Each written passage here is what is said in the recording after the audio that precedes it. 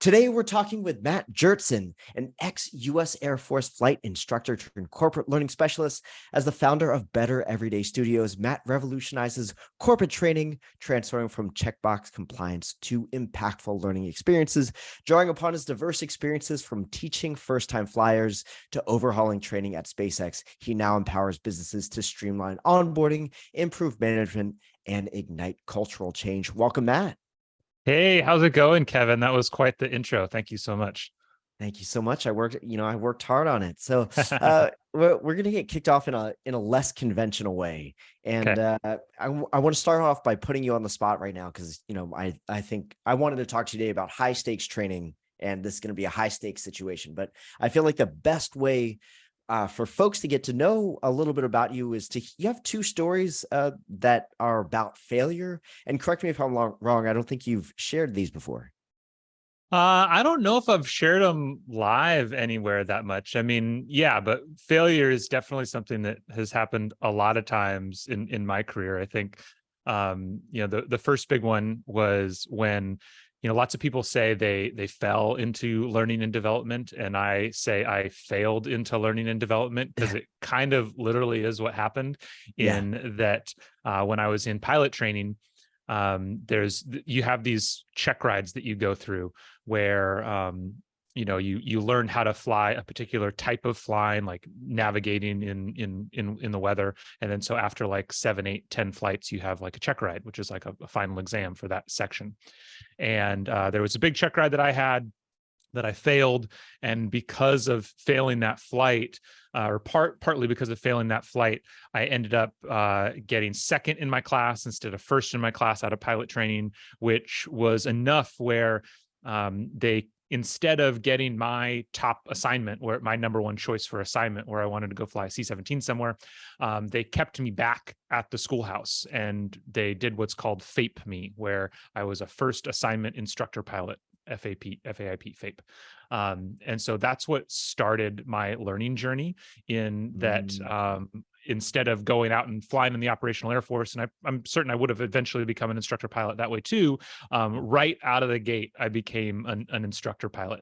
So that was definitely one of the more impactful moments of my time. And then another example of that. Before we get to that one, I have a quick question. This check ride, is this just so I'm on the same page? Was this a written exam? Was this a performance? This is an actual flight. So can you tell me, a little bit about just what that looks like? I'm assuming it's a little bit different from your typical driver's ed instructor class. Yeah, well, but I mean, you can think of it the same way. Every check ride will have different requirements, and then you, as the student pilot, are responsible for planning a mission that meets all of those requirements, like types of approaches into a different airport. There's going to be all kinds of things. So in this particular flight, it was a navigation flight. So it was all about instrument flying, like types of approaches and doing holding patterns over an airport and things like that. Whereas different check rides might, in different aircraft, might include certain aerobatic maneuvers or certain formation maneuvers or low-level flying, all that kind of stuff. So but it's always an actual flight. That's one of the things that I think set me off on a really solid foundation with the way I think about learning, is going through pilot training, because it's an incredibly rigorously designed training program, and it doesn't, that's why I think it took me a while to even realize that some people think of learning as like single events, because learning isn't a single event. It's like lots of things. And so in pilot training, it all comes together, where you have stuff that you have to read, you have online training, you have one-on-one instruction, you have classrooms, you have simulators, you have actual flights and debriefs. So you got all of it working together to teach you how to be a pilot. Interesting. I think we'll get to that. I know that you have that other story, how you failed, but I think because you're here, and I know that something that's really big right now is what you just mentioned, the learning campaign. I think we're Yeah. slowly, as an industry, coming to realize that you can't just put people in a single day's training and expect results in the long No. run. And so, can you talk a little bit more about, this, what you mentioned, the flight training program is a very rigorous program, and you talked about, all these different approaches where you're learning the knowledge and small tests along the way. But can you break that down really at a high level for us? What, that's like top tier rigorous training, a rigorous training campaign. Can you walk us through at a high level what those different pieces are? I mean, I think there's a couple elements to it. One is, in any given training interaction, you're going to be really hard pressed to teach more than one thing, whether Mhm. that's one piece of knowledge or one behavior. Like, I think you really need to be thinking about behavior as the primary thing that you're trying to change in Mhm. training.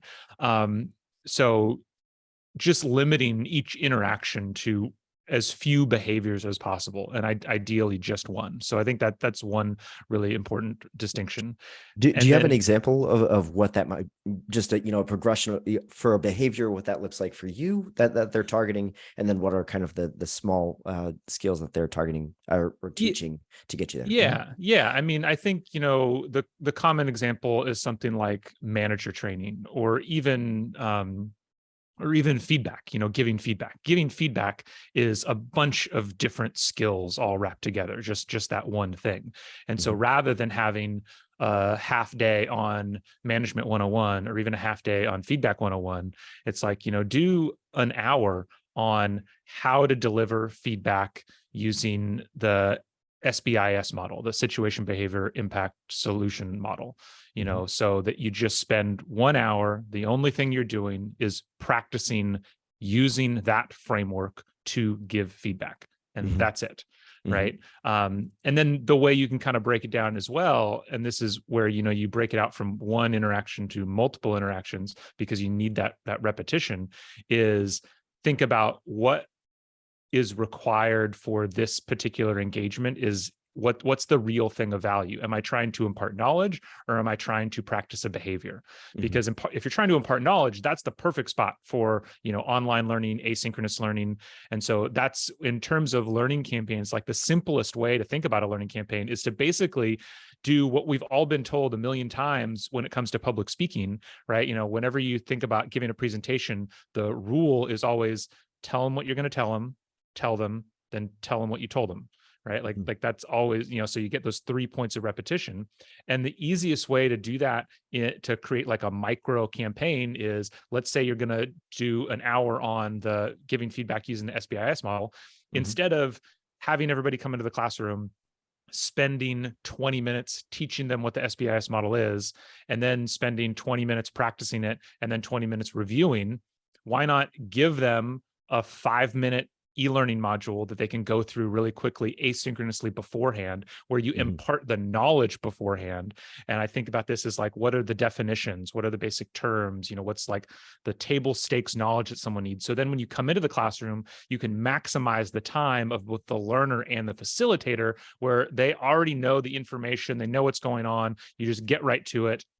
And so it's still that breakup of like, you tell them what you're going to tell them in Mhm. the e-learning, and then you tell them and you practice it and you engage with it and you do it. And then you can, do some variation of the first thing again afterwards as like a reminder work. And now you have this like 3-part learning program.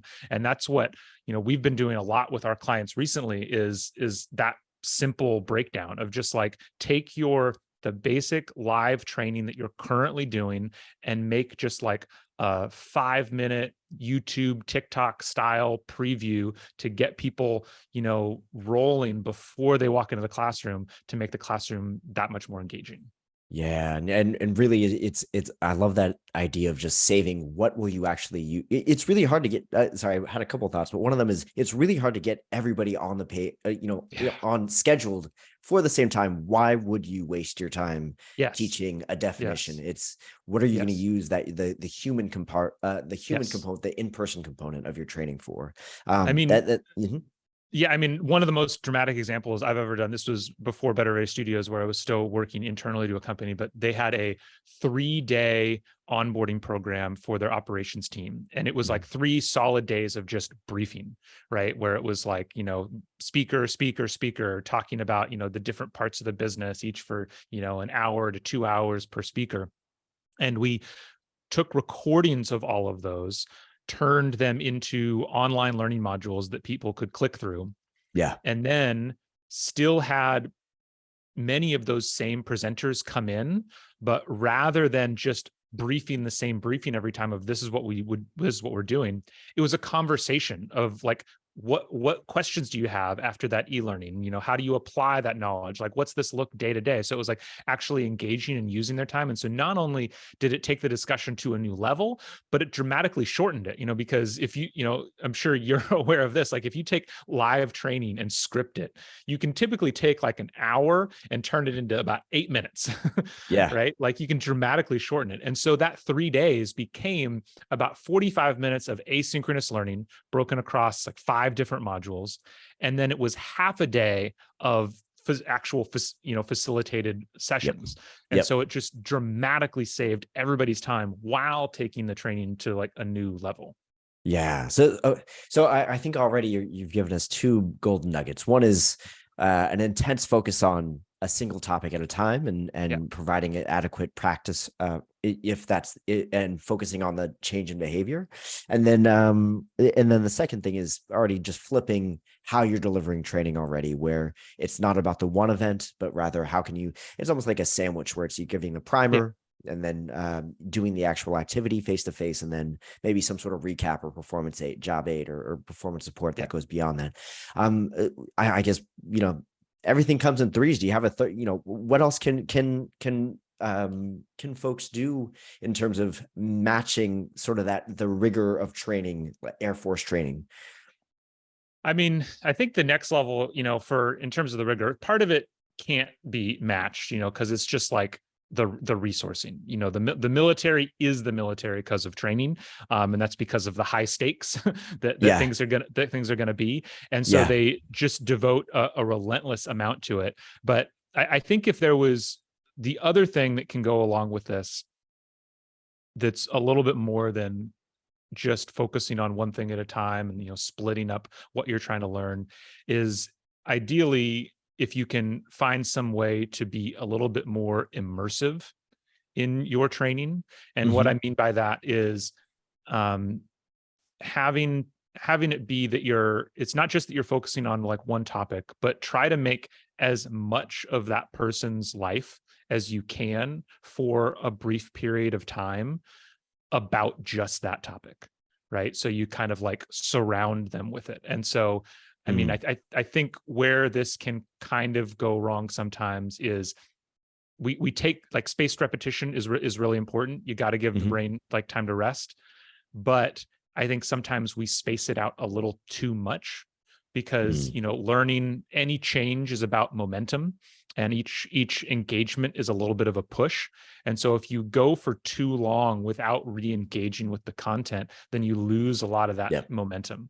And so one thing that the military does really well, whether it's pilot training or leadership training, we go to squadron officer school, where we leave our unit, and for 5 or 6 weeks we go off to a whole other location, and that's all we're doing is squadron officer school. And so though that's not always possible in the corporate environment, if you can find ways to like increase the density of the training just a little bit. So rather than doing it, just once a week, where you have an engagement once a week for an hour, how can you fill in the gaps between those engagements? Either make them closer together or fill them with other, whether it's an email, whether it's a podcast, a YouTube to watch. How can you keep people engaged with the concept for a sustained period of time to really try to, keep that momentum going?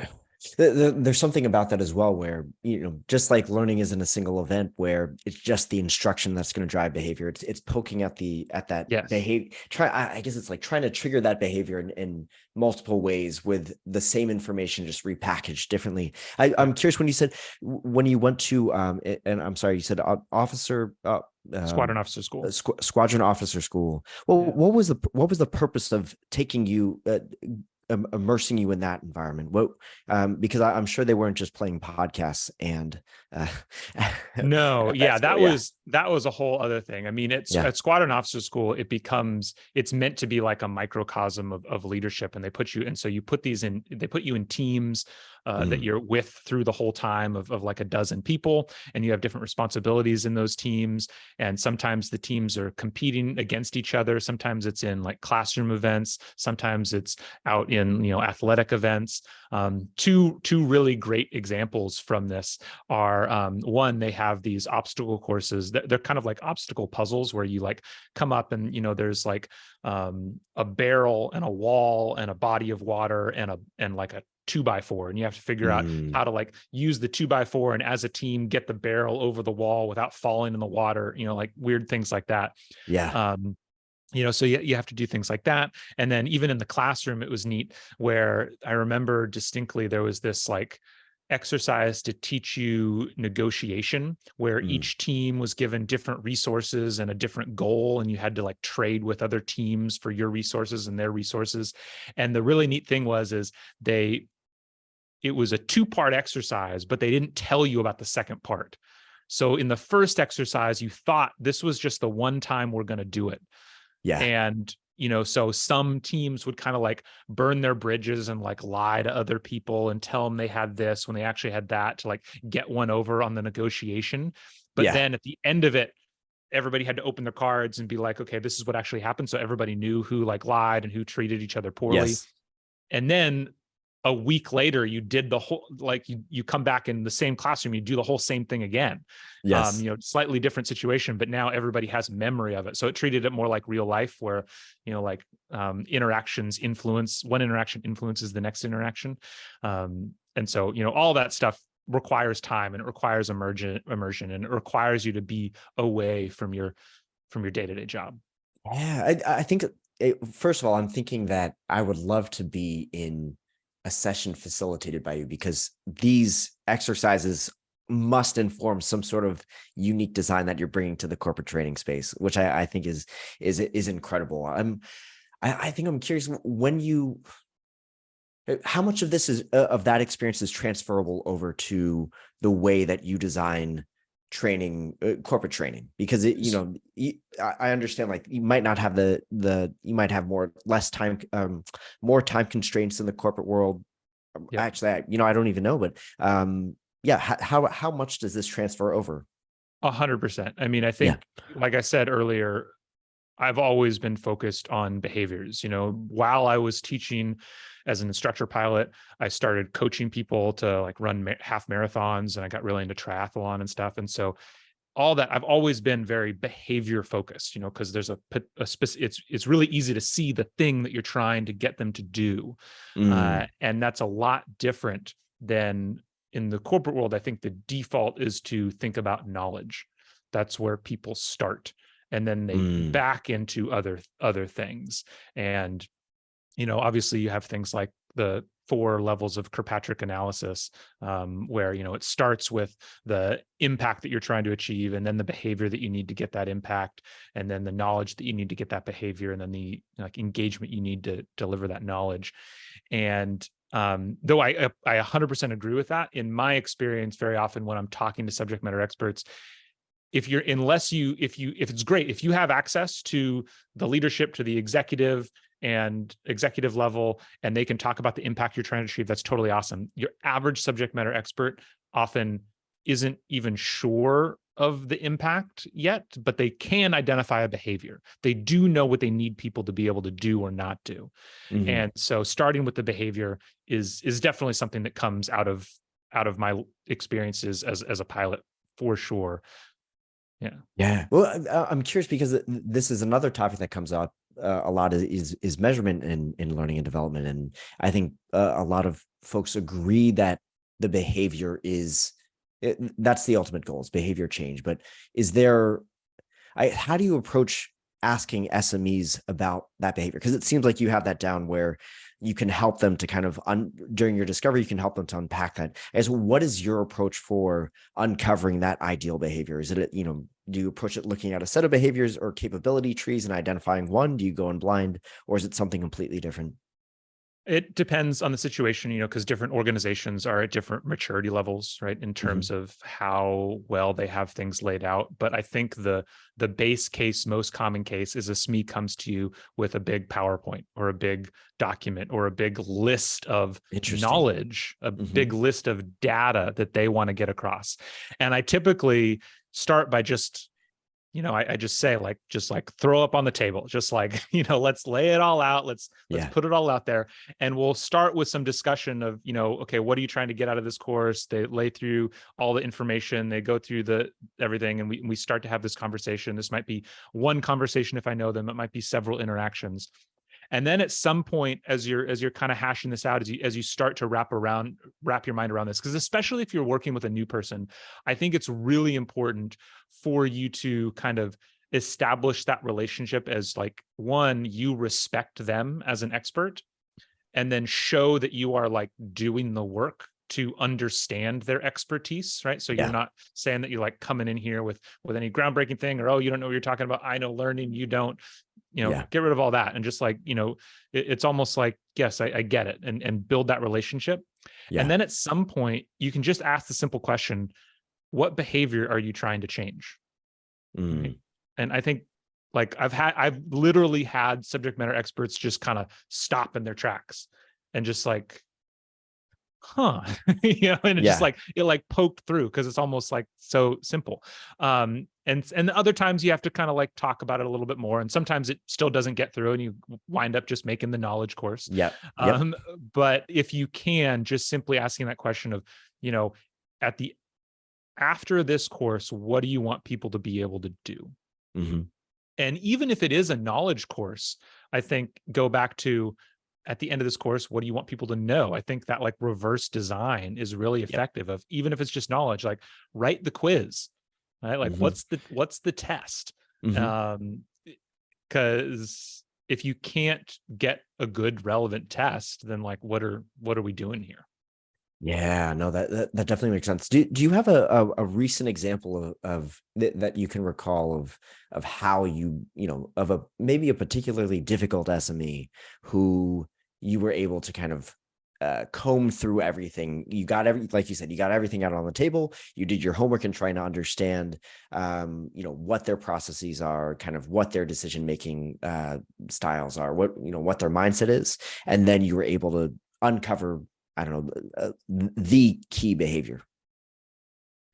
So I think, I'm kind of in the middle of going through a project right now with a product team, and this is the second iteration of a course with them, where first it was kind of a higher level course that was meant to be just, hey, let's understand what the product is, and we were teaching general employees what the product is.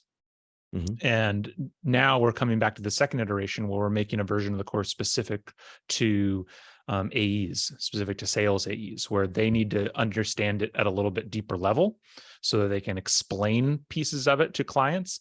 And when we showed kind of the same subject matter experts the original course that they had signed off on, they were like, no, this is wrong. Because I think it's just because they were coming at it from a different angle, right? And so just the added granularity that you needed to have for the AEs versus the general employees is what kind of made it wrong, I guess.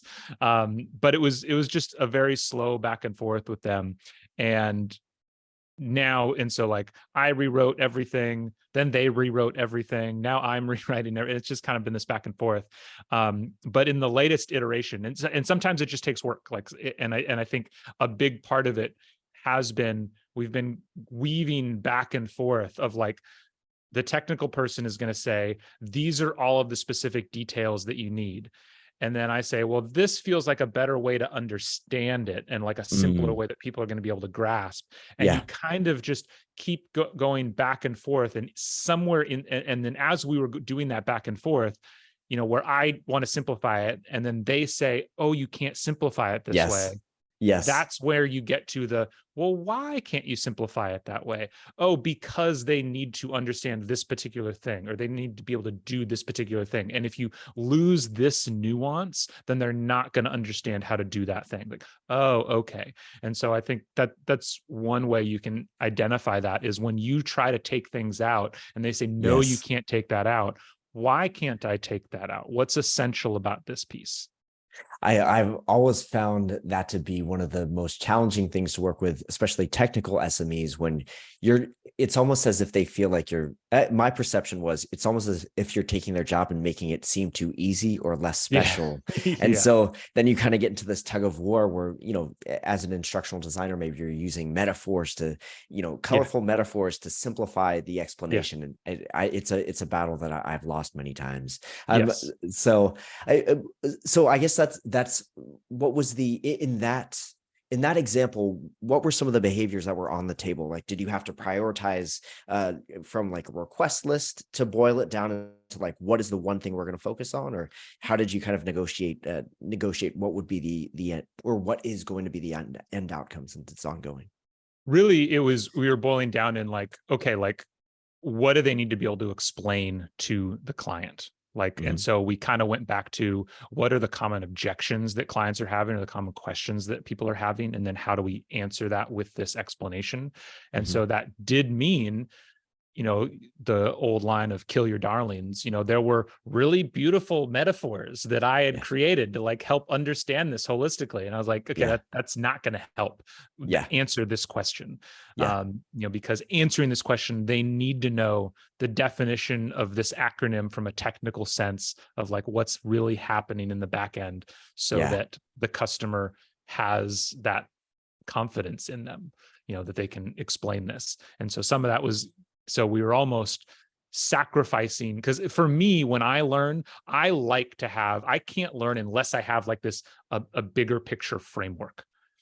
And So, can you say more about that? I'm trying to think of the best way to just describe it.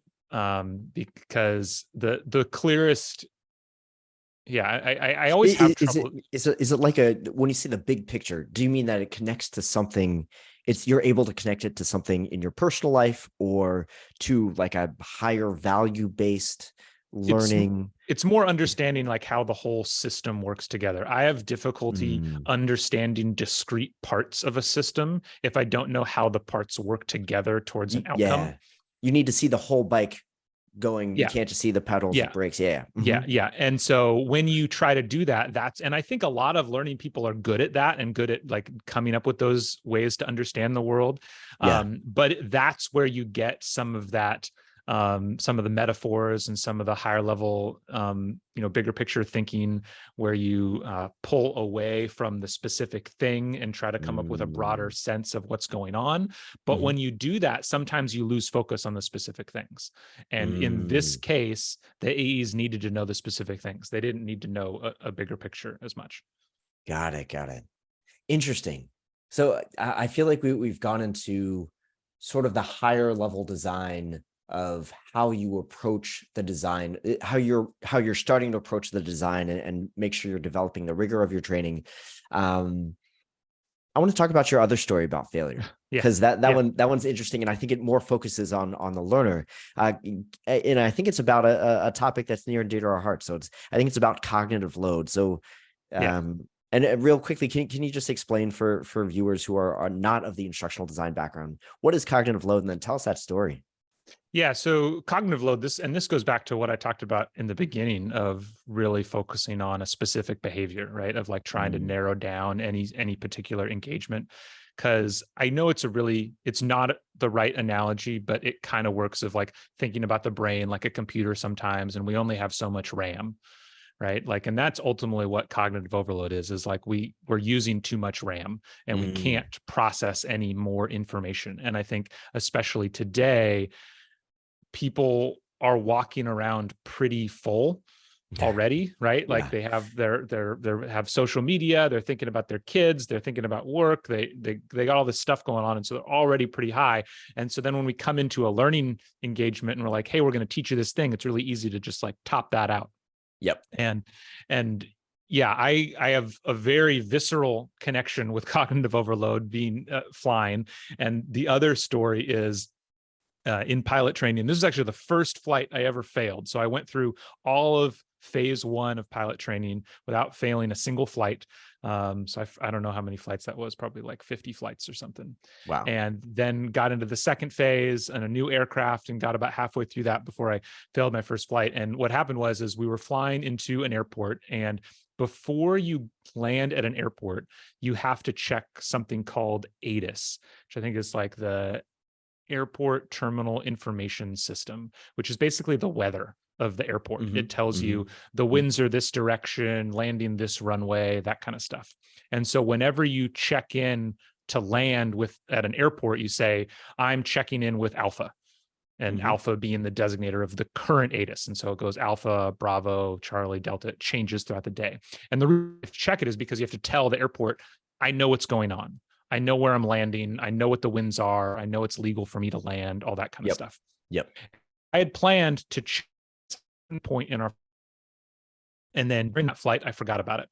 And so we're going along, we're getting closer, And then all of a sudden we're like lined up to land, and we're like putting the gear down, and I haven't checked ATIS yet. And it's like, oh my gosh. And so I'm flying the plane, I'm trying to check ATIS. And we're in the weather, like, so we can't see anything. So we're flying on instruments, and we're coming down to the runway.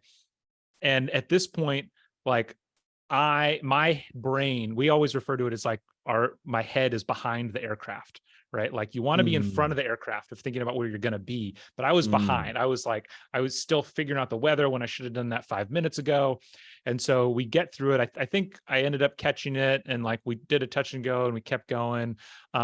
But by the time we got to the other end of the runway, like my brain was in like a puddle on the ground. Like and the instructor's right there. He's like, stay with me. Come on. You can, like, he's like trying to get me back into it. But I was just, I couldn't think anymore. My brain was so overloaded. Like I couldn't process the information that I needed to process.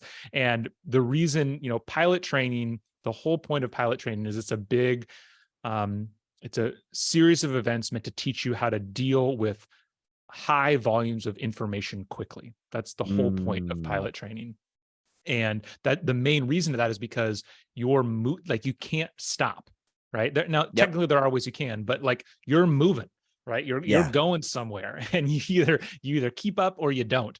And so that I experienced that. I've been in the aircraft with many other students who were experiencing the same thing, and watch them, and you can just tell they're there, but they're not there. They just can't keep up with it. And so that's what cognitive overload is you can't process. It's just your brain on the floor, and no hope of getting it back. It's so interesting when I think of if I've seen a participant in a workshop, or some sort of learning experience, the stakes are never that high. If like they get overwhelmed, they pull out their phone and they just kind of zone out for a couple of seconds, I guess. I mean, how do you even begin to bring that level of cognitive overload? I'm trying to think. So, because there's part of me that wants to ask about performance support. What is that person yelling, the coach yelling into your ear? What are the different tools that you have that just didn't work for you, that are supposed to offload some of those processes as you're literally dealing with the aircraft? Let's start there. As far as like performance support, in your opinion, did your coach do their job in that moment? Were they doing everything they could to get you back? I mean, obviously you landed the plane literally, and so you're alive today, which is good. So that works somehow. But like, what was, if you think back about that situation when somebody has experienced high stakes cognitive overload, what happened, and maybe what was supposed to happen ideally? Yeah, I mean, I think it depends on what lesson you're trying to draw from it. And in that particular instance, like we are being trained to be aircraft commanders. in pilot training. Even though we wind up being co-pilots, we are being trained to be aircraft commanders. And so like afterwards, during our debrief, he's kind of said like, hey man, like I was there right next to you. You could have asked me to check ATIS, and like, Mm. and I think, and so there could be one stance of like, well, why didn't he just do that in the moment? Right? Like, why didn't, while you were Mm. flying, he say like, hey, I got it, you keep flying, because that wasn't really the lesson of Yeah. that thing. Like, it's not like I needed to learn how to land the plane. I could already land the plane. I knew Yeah. how to fly on instruments. I knew all that stuff. It's the decision-making process of managing the airplane that I was trying to learn. And so if he had interjected at that moment, he would have taken that lesson away from me. And so by letting me go through that, by letting me fail, and because of the fact that in the flying world, we're always really good about debriefing, that was where the debrief of the failure was where the real learning happened, because I had everything else. Mm. Like, that's what I need to learn. And so I think when it comes to providing performance support, it's knowing what the stakes are, obviously, and how far somebody can go. It's Yep. tailoring it all to that individual. There are going to be, in different situations, maybe it's useful to let them fail in this moment so you can talk about it. Other Yeah. times, maybe that failure might be a trigger that just completely devolves like the rest of the learning experience and makes it so Yep. they can't get picked back up, and you need to make sure they don't fail. I've seen experiences like that when I was flying the plane as well, where Yeah. I needed to stay, I needed to provide extra coaching to someone to make sure like this one thing was a success. They needed this win so that they could keep going. If they didn't get this win, then it wasn't going to work. And so maybe I provided a little bit of additional coaching there. Yeah. But so I don't think there is a right answer. There's like no one right answer. But it's really understanding what's the lesson that you're trying to teach, Mhm. and what are the consequences of failure. Yes, yes, I love that, because it's, like you said, there are a couple lessons. There were many different ways you could have taken the debrief, where Yeah. maybe there were 3 or 4 core lessons, but in that moment, it was, what is he choosing to prioritize? It's, Yeah. I actually didn't catch that. Was it you could use your co-pilot? Was it that Yeah. you should check Exactly. your intro? Got it. Exactly. Yeah. So then, I keep thinking that I want to ask, the next question, but since you keep there's all these great aspects about like these particular high stakes moments that I think really stick out to me. Well, that debrief, Yeah. the debrief, you Yeah. said the debrief is where the learning really takes place. And I think Yeah. that's a step that I've seen with teams that I've worked on, whether you're just pushing out content, they take you might debrief the results with each other, but do you debrief the results with the learner? And helping them interpret what just happened is Yeah. where the learning happens. What does a debrief look like in that situation? I mean, is there a formula that they follow? Is there a framework? Are there key pieces that they pull out? What does that debrief look like? It depends. Every instructor does it a little bit differently. I know there are, debrief frameworks out there, Yes. but I never used a particular framework. It was more using the flight, because we would always have a pretty rigorous like mission plan, and Yeah. we would kind of like go through the flight at particular intervals and talk about, okay, what happened here, that kind of thing. So we didn't, I at least as an instructor didn't use a particular framework. But you can't say enough about the importance of debriefing. Because if nothing else, going back to that like repetition stuff Yep. of, it's just one more bit of repetition, and it allows a chance where, because you can't, in the moment, you can't teach the lesson because people are cognitively overloaded, right? Like almost Yes. there's no more room in the cup. And so by removing all of those other distractions, but while it's still fresh, coming at it with a different perspective. And I think the most important thing probably with any debrief is just what the relationship is between the instructor and the instructee, and like the overall situation that they're in. Because there were definitely times in my learning Hmm. experiences where you don't get the lessons because you don't have a good relationship with the instructor. And not like Mm. not Hmm. relationship in terms of we're friends, but Hmm. just like do you believe they respect you? Like, are they in it for your best interests? Like, are they really trying to teach you, or are they, the instructor, kind of checked out and just, doing the debrief, going through some boxes? Having Yes. a real, actually, there was a company that I used to work for. The founder of the company, talking about feedback, would specifically say, like, until you can say that you genuinely care about this person and their success, Yep. don't give feedback, right? Because, like, Mm, if you give feedback without that, then they're going to know. Like, they're yeah. going to know that you don't actually care about them. They're going to know that you think they're already a failure and you're just, like, doing this because people, say you have to. Like, you need to genuinely care about that person. As the instructor, you need to care about them and really, in your bones, want the best for them. And then they'll be able to feel it. They'll be able to, they'll know that that's what you're after. Mm. It's so interesting because it always comes back to the human component when you're Yeah. doing of Yeah. learning and training, where it has nothing to do with the framework or the approach. Like, it has to start with the personal motivation, Yeah.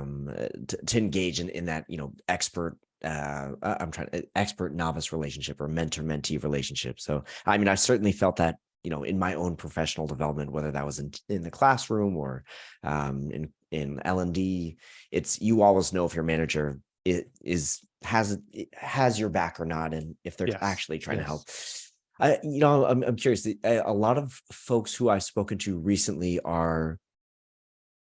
I think they hear a lot from the bigger companies, the more better resourced L&D teams, about how they should be developing training, or how they should be designing impactful experiences that target behavior change and can have the resources to measure all these things. But I think what you're describing is, I'm sure that the teams that you're working with don't have the resources that the military does. And No, so I see no, no. I see a key difference between somebody who's listening to this and thinking, like, that's great for Matt, that he's able to have these, design really, go off on multi-day trainings for officer school. But I guess, what is how do you work with L&D teams that are more lean on these resources, that either don't have the time or the resources or the capability to approach training in this rigorous way? Like, where should they start, or where do you work with them when you first get started with them? Yeah, I think you have to understand your capabilities, and it's always about being realistic about what the resources that you have to bring to Hmm. bear. Hmm. And I actually think having fewer resources is helpful because it clarifies things. Like, it Hmm. makes certain options not an option. If you're GE and you have $1 billion L&D budget or something like that, Yeah. then that can make you waste a lot of time and waste a lot of money. I mean, so after the Air Force, I was at SpaceX, and, like, SpaceX and Blue Origin are the perfect example for anybody that doesn't know. Like, SpaceX was started with $100 million. That's it. Elon invested $100 million, and they had $100 million to build and launch a successful rocket so that they could try to get a contract. And they, did it relatively quickly, super scrappy. They were intensely focused on exactly what they had to do, and launched their rocket, then built the next rocket, and kind of went from there. Whereas Hmm. Blue Origin was started with billions of dollars in funding from Jeff Bezos, right? They knew if they didn't sell anything, it was okay because they were going to get that funding. And you can debate the different developmental approaches that led to, but ultimately Blue Origin hasn't launched an orbital rocket yet, Hmm. despite all of the funding. When on Hmm. paper, from if you're just thinking about, like, a funding and resourcing level, they should be vastly more successful than SpaceX. But the reason they're not is because I think having less resources can be clarifying in what your goals are, because you can't Hmm. afford to waste anything. And Yeah. so when you're a team that is that doesn't have a lot of resources, it's just all the more important to be really behavior focused and be really Yeah. specific about what behaviors are going to have an impact, what behaviors are going to drive the business, and how do we get at those behaviors as efficiently as possible. Hmm. So don't try to aim for it's just, it's aiming for those specific behaviors rather than trying to change it all. And so I always work, the way we think about designing training is always it's specificity, connection, and context. So you get really specific about what you're trying to do, what behavior you're trying to change. Yeah. Then you build connections in the brain by creating a learning engagement that either includes repetition or emotion, because those are kind of the two ways you build connections in the brain. And then you create the learning environment in such a way that it includes the context of the situation that the learners are going to be in. And so if you can get specific, create connection, and build context, then you're going to have successful learning. And I think it's almost easier to do that in many cases if you don't have the resources, because you're not going to get distracted by the tools or the systems or whatever. Yeah, I'm curious, if we're taking, I think you've made a really great case. And if we take resources as an excuse of, why I'm not, if I were a smaller or lean L&D team, if we take that and put it off to the side for a second, as what is another big obstacle or pain point that gets in the way of people designing really impactful training? I think it's probably the other biggest is kind of a connection to the business or connection to knowledge of what will make an impact, right? I think this was a mistake that I made early on in my career. Is I was trying to create a learning strategy that was for learning. That was like a learning agenda. Like, this is what we're going to try to do to make learning really effective at this company. When it shouldn't matter. Everybody should be trying to make the company as effective as possible. And then you find places where learning will apply to that. But that can be tricky, because if you're in an organization where like high level leadership doesn't believe in training or whatever, it's difficult to forge those relationships. And because when you don't have them, when you're not highly valued, you get into kind of this death spiral of, you say yes to everything that comes your way. And so you're saying yes to everything. You're doing too much stuff. You're doing a lot of low level stuff that's not actually going to drive an impact. You're not fulfilling anybody's expectations because you said yes to too many things. And so again, it comes back to clarity and specificity and finding a couple people in the business who do believe in training, whether that's, somebody who's prior military, somebody who came from a big company. There's going to be a few leaders out there who believe in training, finding those leaders and trying to work with them. Another one that I hit on recently of just thinking about this is kind of like a thought exercise is like, who's the first person in your reporting chain that isn't in learning? Right? Whether that's like the head of HR or whoever, but get outside of the learning bubble, because, by definition, you're on their team. And so your success is their success. So they're going to want you to succeed. And by breaking out of the learning bubble, you find someone who's maybe a little bit more skeptical or doesn't care about learning for learning's sake and is going to have some actual business problems that need solving. So I think that's a really interesting place for people to like run down, to try to like, if I can go find the first person that's outside the learning bubble, but they're in my reporting chain and solve their problems with learning, then that's like my foot in the door. I think that's so interesting. That thought exercise is so interesting, because I think it's very easy for me as a person who's passionate about learning to find somebody else in the organization, and then we're just geeking out about learning and how cool the brain is. And meanwhile, the clock is ticking, resources are being spent. So I think if you can make the case, like you said, if you can make the case to somebody who doesn't care about learning and is just looking at how this is going to drive value for them, then that's a very good lens to help you focus on what actually matters to the business, which is another big problem that folks struggle with.